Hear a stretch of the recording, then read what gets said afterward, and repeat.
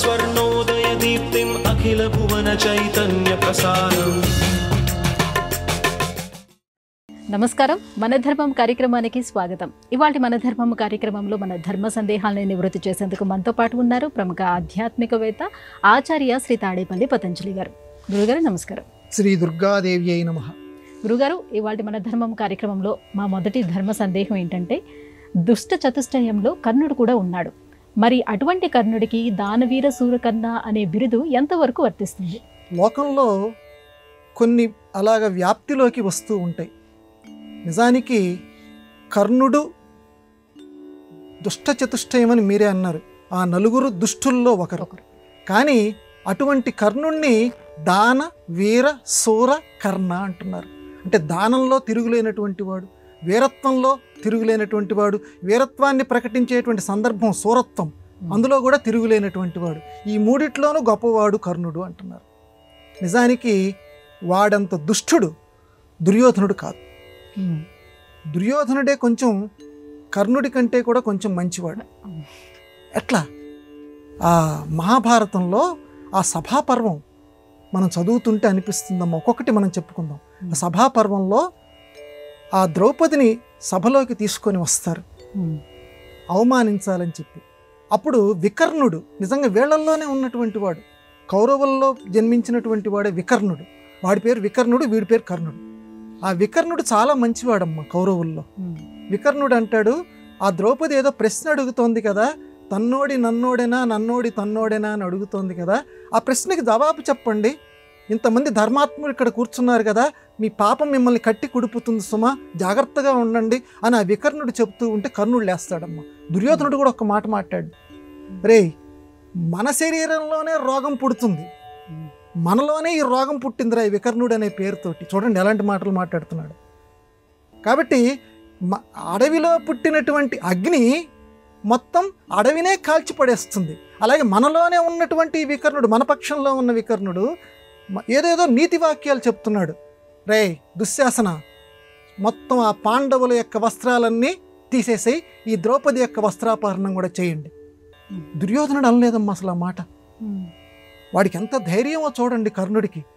అంటే దుర్యోధనుడు తనకి స్నేహితుడు, తను ఏం చెప్పినా చెల్లుతుంది అనేటువంటి ఒక విశ్వాసంతో దుర్యోధనుడు నోటి వెంట కూడా రానటువంటి పాపపు మాటని మొట్టమొదట చెప్పినటువంటి వాడు కర్ణుడు.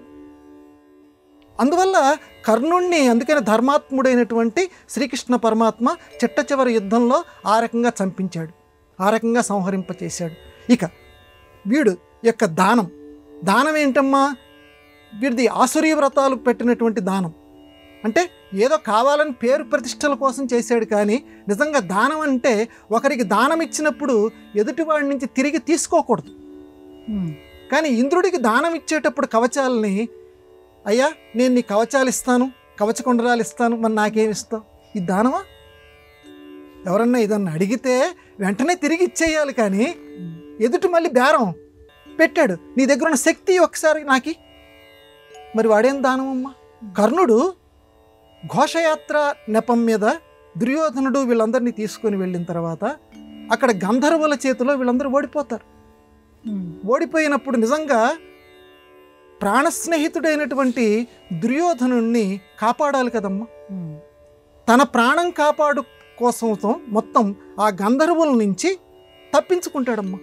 దుర్యోధనుడిని వదిలేసేసి, దుర్యోధనుడి ప్రాణాలను రక్షించకుండా వదిలేసేసి తాను వేరే చోటికి సారథిని వేరే బతికుంటే బలుసాగు తినొచ్చు అని చెప్పి వేరే చోటికి వెళ్ళిపోమ్మంటాడు. అలాగే విరాట పర్వంలో కూడా అర్జునుడి ముందు నిలబడలేక ఓడిపోతాడు. కాబట్టి కర్ణుడు వీరుడు కాడు, దానగుణం కలిగినటువంటి వాడు కాదు, సూర్యుడు కాడు. కానీ లోకంలో ఆ రకంగా ప్రచారంలోకి వచ్చింది, ఇతను నిజంగానే దుష్టాతి దుష్టుడు. చాలా చక్కగా వివరించారు గురుగారు. ఇక మరో సందేహం, ఋషులు మునులు యతులు వీరందరూ ఒకటేనా వేరువేరా? సాధారణంగా లక్షణం ఒకటేనమ్మా. మునులు ఋషులు, ఈ యతులు. మునులు మామూలుగా అంటే ధ్యానించేటువంటి వారిని, ఎవరైతే భగవంతుణ్ణి ధ్యానిస్తూ ఉంటారో వారు మునులు. ఋషులు కూడా ధ్యానిస్తుంటారు, కానీ మునుల కంటే ఋషులు కొంచెం ఎక్కువ. ఎట్లాగా? వీళ్ళు ధ్యానిస్తుంటారు కానీ దర్శనం చేస్తారు, అందుకని వీళ్ళని ఋషులు అంటారు. దర్శనం అంటే దర్శనం అంటే చూడగలగటం. ఏమి చూడగలగటం? భగవంతుడికి సంబంధించినటువంటి విషయం ఏదైతే ఉన్నదో దానిని హృదయంలో దర్శించగలగటం. భగవంతుడికి సంబంధించినటువంటి బీజాక్షరాలు ఏవైతే ఉన్నాయో వాటిని వినగలగటం. అలాగా వినగలిగి హృదయంలో దర్శనం చేయగలిగినటువంటి వారిని ఋషులు అంటారు. మునులు మాత్రం కేవలం ధ్యానమే చేస్తుంటారు. ఇప్పుడు అందుకనే ఋషులు వేదర్షి, బ్రహ్మర్షి, వాల్మీకి మహర్షి. ఆయన ఋషి. ముని కూడా, ముని కంటే కూడా ఇంకొక మెట్టెక్కినటువంటి వాడు ఋషి. అందువల్ల ఆయన వేదాలు ఉన్నాయమ్మా, వేదాలని అవి బీజాక్షరాలు. ఆ బీజాక్షరాలు శృతి రూపంగా మనకి వినపడుతూ ఉంటాయి. ఆ వినపడినటువంటి వాటిని హృదయంలో దర్శనం చేయగలిగారు.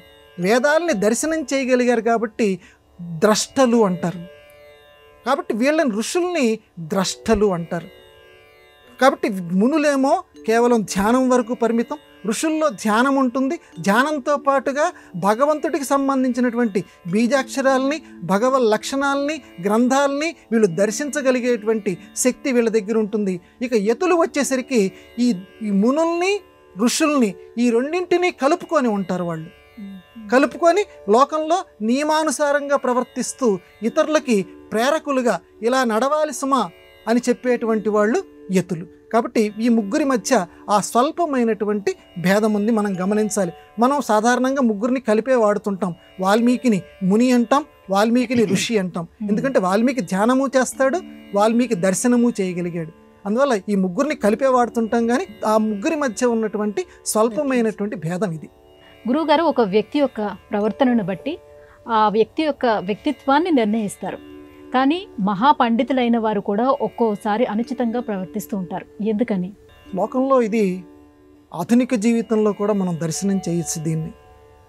అప్పటి వరకు చాలా గొప్ప పండితుడే, కానీ ఉన్నట్టుండి ఎవ్వడూ చేయనటువంటి, ఏ నీచుడు చేయనటువంటి పని చేస్తాడు. ఉన్నట్టుండి అతని నోటి వెంట అట్లాంటి పదం వచ్చింది ఏమిటి అని అనుకుంటాం. అంత పండితుడే, అన్ని శాస్త్రాలు చదువుకున్నాడే, అతని నోటి వెంట అలాంటి పదం వచ్చింది, అతని ప్రవర్తన ఏమిటి ఇవాళ ఈ రకంగా ఉంది, ఆ క్షణంలో అతను ఎందుకు అలా చేశాడు అని అనుకున్నాం. దీనికి వ్యాస మహర్షి జవాబు చెప్పాడమ్మా. వ్యాసుడు ఏం చెప్పాడంటే, మామూలు మన ఆధునిక పరిభాషకి సంబంధించి దాన్ని అనువాదం చేసుకుంటే, మన కళ్ళు కొన్ని వోల్టేజీలు ఉన్నటువంటి వెలుతురునే భరించగలదు. విపరీతమైనటువంటి కాంతి వచ్చిందనుకోండి కళ్ళ మీదకి, కళ్ళు వెంటనే మూసుకుపోతాయి అప్రయత్నంగా. మనమే కళ్ళని బలవంతంగా మూయనక్కర్లా. మన కళ్ళు ఎంతవరకు తట్టుకోగలదో అంతవరకు తట్టుకోగలదు. విపరీతమైన కాంతి పడిపోతే కళ్ళు చూడలేదు ఇక. అందువల్ల కళ్ళు వెంటనే మూసుకుపోతాయి. పండితుడి పరిస్థితి కూడా అంతే. వాడి పూర్వజన్మ పాప కర్మ ఏదైతే ఉన్నదో ఆ పాప కర్మ విద్యుత్ కాంతిలాగా, భరించలేనటువంటి విద్యుత్ కాంతిలాగా వాడి మీదకి ప్రసరిస్తుందట. వాడి మీదకి ప్రసరించినప్పుడు ఉక్కిరి బిక్కిరి అయిపోయా అంటారు చూడండి. అయ్యో మయ్యము అని తెలుగులో ఒక పదం ఉంది. అయ్యో మయ్యము అంటే అయహ, అయస్ అంటే ఇనుము. ఇనుముతో ఉన్నటువంటి గది, ఎక్కడా గాలి రాకుండా ఇనుముతో ఉన్నటువంటి గదిలో గనక ఉంటే వాడికి ఊపిరి ఆడదు, ఏం చెయ్యాలో తోచదు. దాన్నే అయోమయము అంటారు. అట్లాగే పాపకర్మ అనేటువంటిది ఒక్కసారి అంత ప్రభావం చూపించేస్తుంది.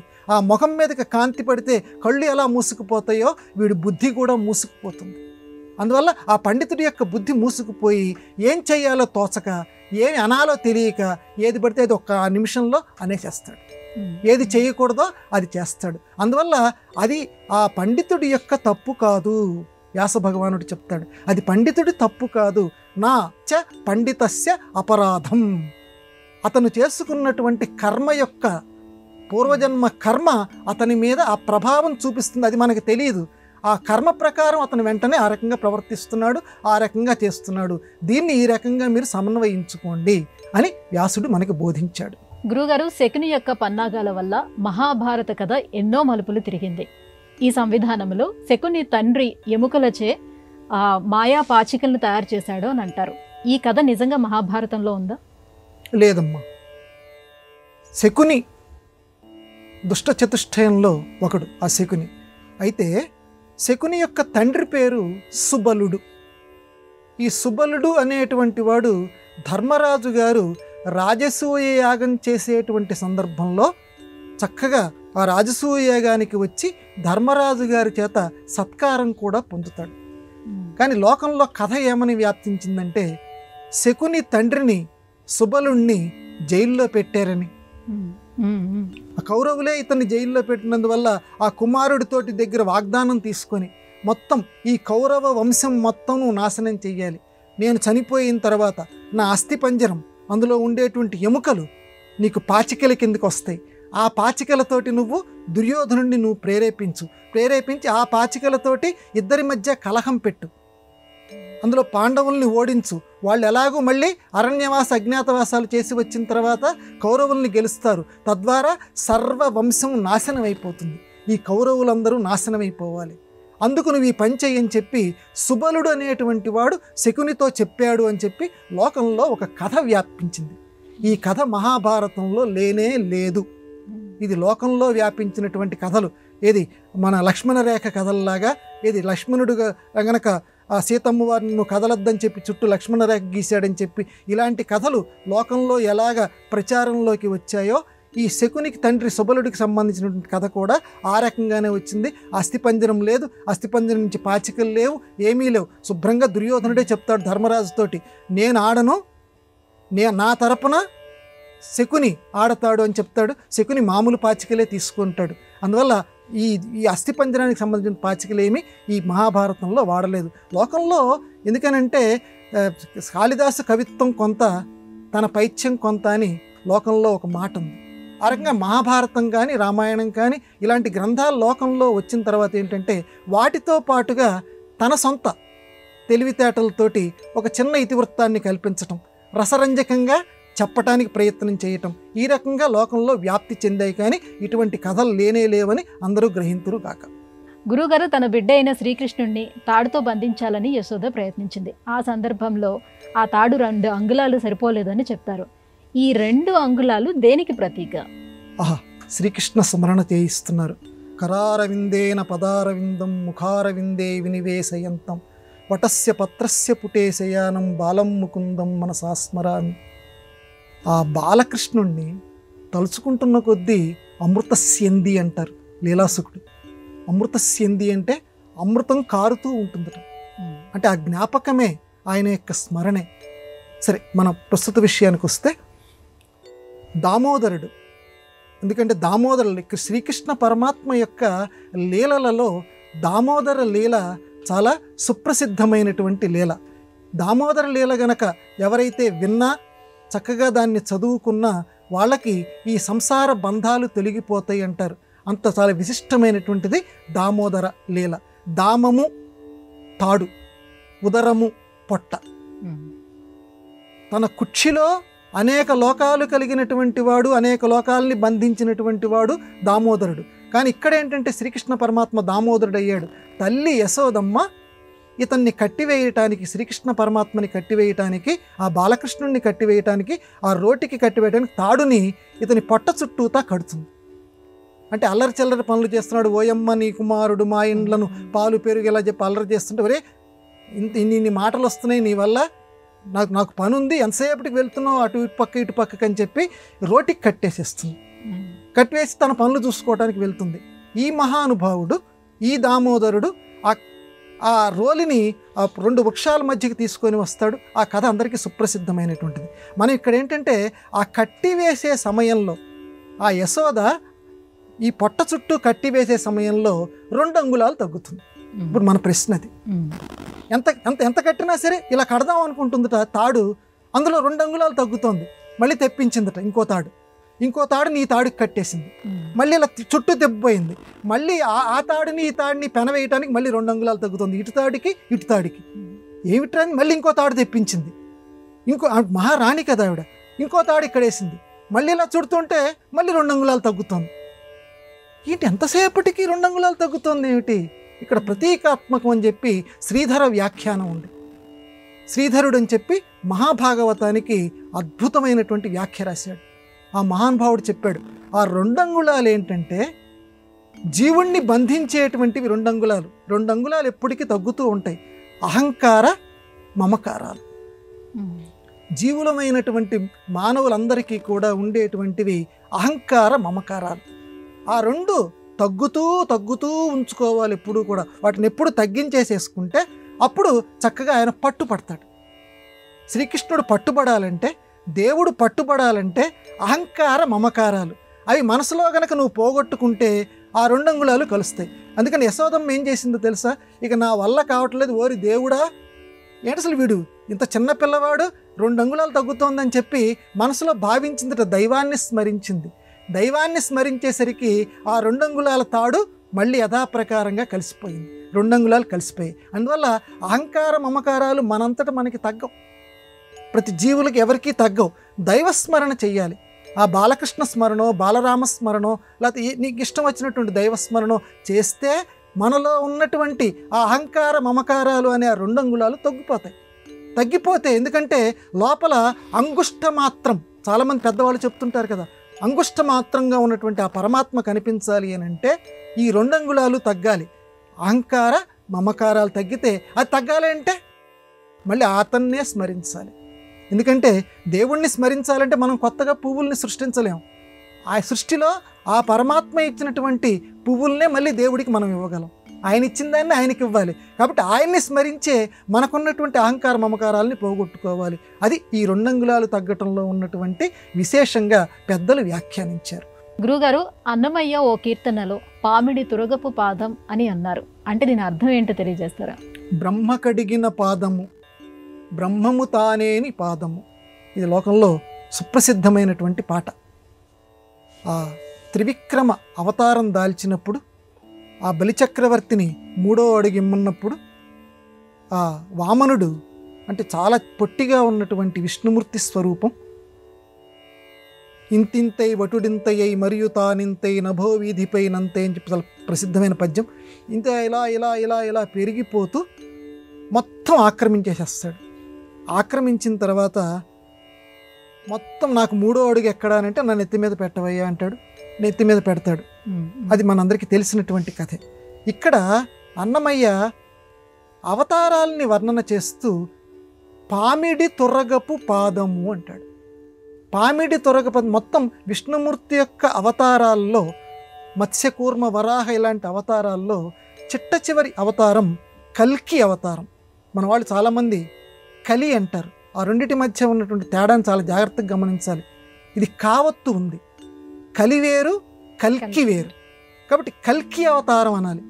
ఈ అవతార వర్ణన చేస్తూ అన్నమయ్య ఏంటంటే అవతారాల వర్ణనలు, ఆయన దశావతార కీర్తనలు చాలా సుప్రసిద్ధాలు. ఇప్పటివరకు మనకి 15,195 కీర్తనలు లభించాయి. వాటిని అన్నిటినీ నేను చదువుకున్నాను.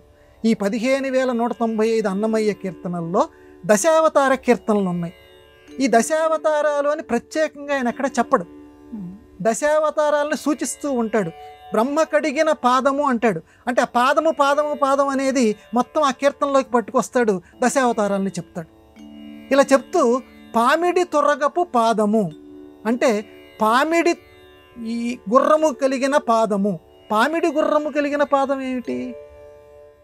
ఇది ఒక అవతారం, అందరికీ తెలుస్తుంది. తురగము అనేసరికి వెంటనే అందరికీ తెలిసిపోతుంది. కల్కి అవతారంలో తురగం మీద ఎక్కి ఈ లోకాన్ని ఉద్ధరించటానికి వస్తాడు. కాబట్టి అన్నమయ్య మనకి తాళం చెవి ఇచ్చేశాడు.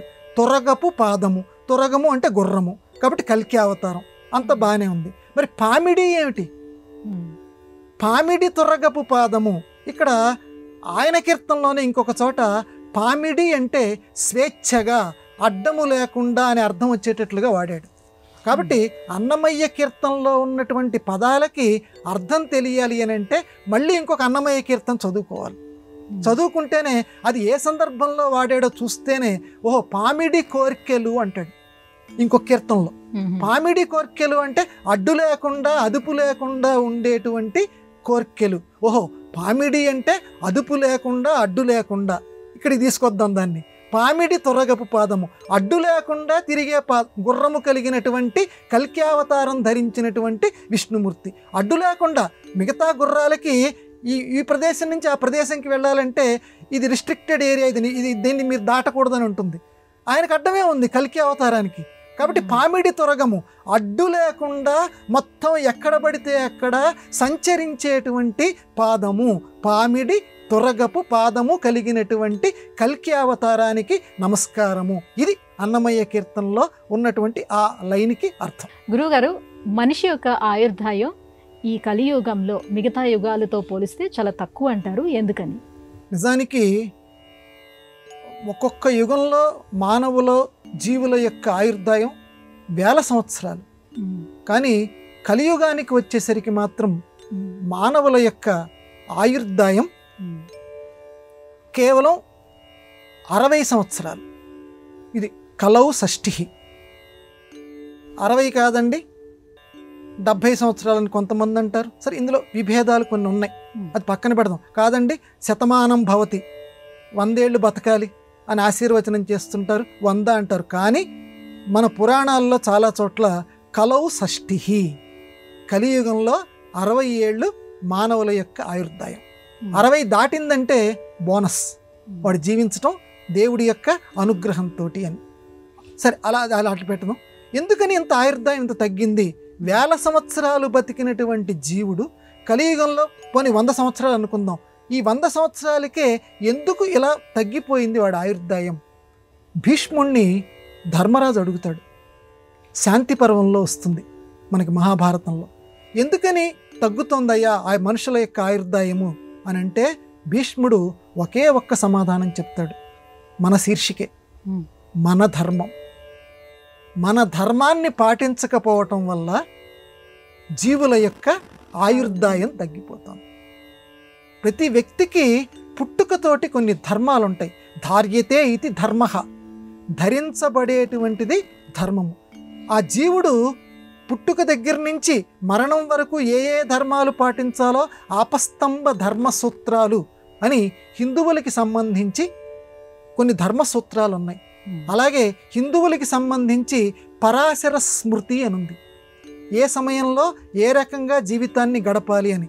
ఈ పరాశర స్మృతిలో చెప్పినవి, ఆపస్తంభ ధర్మసూత్రాల్లో చెప్పినవి, పంచమ వేదము 5వ వేదం అని చెప్పబడినటువంటి మహాభారతంలో చెప్పినటువంటివి ఏవైతే ధర్మాలు ఉన్నాయో ఆ ధర్మాల ప్రకారం ప్రతి జీవి కూడా నడుచుకుంటూ ఉండాలి.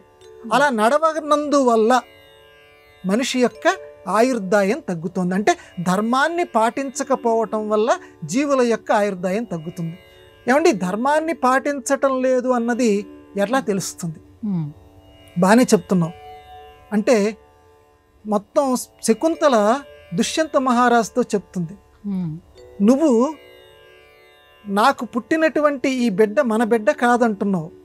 దుష్యంత మహారాజా అక్కడ నన్నయ్య గారు చెప్పిస్తారు, జీవుడు చేసేటువంటి ప్రతి పనిని పంచభూతాలు గమనిస్తుంటాయి. గుర్తుపెట్టుకో, తలుపులు వేసుకున్నా సరే, నీ ఇష్టం వచ్చిన అకృత్యం చేస్తానన్నా సరే, నువ్వెంత తలుపు వేసుకున్నా లోపల గాలి ఉంటుంది, పంచభూతాల్లో ఒకటి.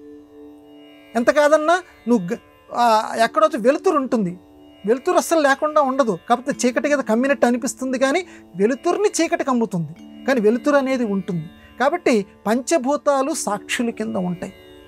నా శకుంతల చెప్తుంది దుష్యంత మహారాజుతోటి. కాబట్టి ధర్మాచరణ, మన ధర్మం ఎక్కడ ఉన్నా సరే మనం నెరవేరుస్తూనే ఉండాలి, సాధ్యమైనంత వరకు దాన్ని పాటిస్తూనే ఉండాలి. ఆచార ప్రభవో ధర్మ, ఒక సూక్తి సూత్రాల్లో చెప్పినట్టు, కల్పసూత్రాల్లో చెప్పినటువంటిది. ఆచార ప్రభవో ధర్మ. ధర్మం అనేది ఎక్కడి నుంచి పుడుతుంది? ఆచారం నుంచి పుడుతుంది. పెద్దవాళ్ళు కొన్ని ఆచారాలు మనకు చెప్పారు. నిద్ర లేచిన వెంటనే అమ్మవారికి నమస్కారం చెయ్యి, భూదేవికి నమస్కారం చెయ్యి అని అన్నారు. అది ఆచారం. అంటే ఇక్కడ ఆచారం వెనకాల ఎంత అంతరార్థం ఉందమ్మా? స్త్రీమూర్తిని గౌరవించటం గొప్ప ఆచారం. అంటే చుట్టూ ఉన్నటువంటి వాళ్ళని అమ్మలాగా భావించటం. మీకు అక్కడి నుంచి అంటే లేచిన దగ్గర నుంచి కూడా ఎదుటి స్త్రీని మాతృత్వ భావనతోటి చూడు, భూదేవి, గొప్ప ఆచారం కదా. ఇట్లాగా అనేక ఆచారాలు సంఖ్యళ్ళలాగా బిగించారు, బంగారు సంఖ్యళ్ళలాగా ఉన్నాయి. అవి సంఖ్యళ్ళు అని మనకు అనిపించినప్పటికీ వాటిని పాటిస్తే చక్కగా మనకి రైలు గనక పట్టాల మీద వెళితే ఎటువంటి ప్రమాదాలు జరగకుండా మన గమ్యస్థానం చేరుకుంటామో, ఈ రకంగా ఆచారాలని గనక నువ్వు పాటిస్తుంటే ఆచార ప్రభవో ధర్మ, ఆచారాలని పాటించు, ధర్మాచరణ చెయ్యి, చక్కగా ఉత్తమమైనటువంటి గతిని నువ్వు పొందు. అందువల్ల ఈ ధర్మాన్ని పాటించటం లేదు కాబట్టే జీవుల యొక్క ఆయుర్దాయం తగ్గుతోంది. ఇది మహాభారతం ఇచ్చినటువంటి తీర్పు. గురుగారు, ఇవాళ మన ధర్మం కార్యక్రమంలో మాకు వచ్చినటువంటి ధర్మ సందేహాలన్నీ కూడా నివృత్తి చేసినందుకు ధన్యవాదాలండి. నమస్కారం అమ్మా. ఇది ఇవాటి మన ధర్మం కార్యక్రమం. రేపటి మన ధర్మం కార్యక్రమంలో మళ్ళీ కలుసుకుందాం. నమస్కారం. ఈ కార్యక్రమాన్ని తిరిగి చూడాలనుకుంటే www.youtube.com/ETV Life Spiritual లో చూడవచ్చు.